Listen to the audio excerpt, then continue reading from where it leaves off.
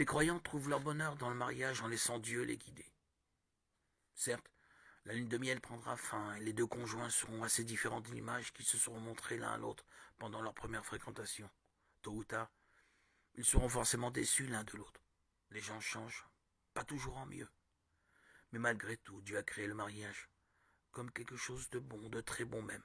D'après Genèse 1,31, dont il se sert d'ailleurs comme une métaphore de sa relation avec son peuple, Osée de 19:20.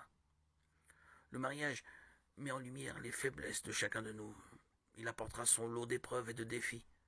La force de notre engagement sera mise à l'épreuve. Mais nous vivons par la foi. 2 Corinthiens 5:7. Le mariage est une institution divine.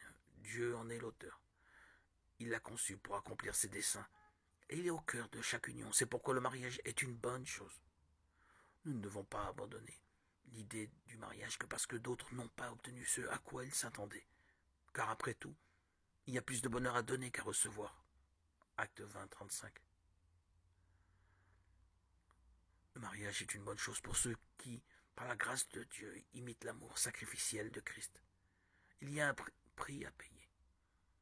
Tout. C'est en se donnant nous-mêmes qu'on trouve le plein sens de la vie en Christ. Tout cela ne veut pas dire que tous les croyants doivent se marier. Dieu sait qu'il vaut mieux pour certains de rester célibataires, que le mariage est indésirable dans certaines situations. 1 Corinthiens 7. Une personne célibataire manifeste un amour sacrificiel autrement, tout en reflétant toujours l'image de Dieu. Le mariage n'est pas pour tous, mais il s'agit d'une institution divine que nous devons tenir en haute estime. Notre mariage ne doit pas être malheureux et il ne le sera pas si nous comprenons l'intention de Dieu et suivons ses instructions. Un mariage biblique est une occasion pour les deux conjoints d'être une bénédiction l'un pour l'autre, ainsi que pour leur famille pendant toute leur vie au nom de Jésus-Christ.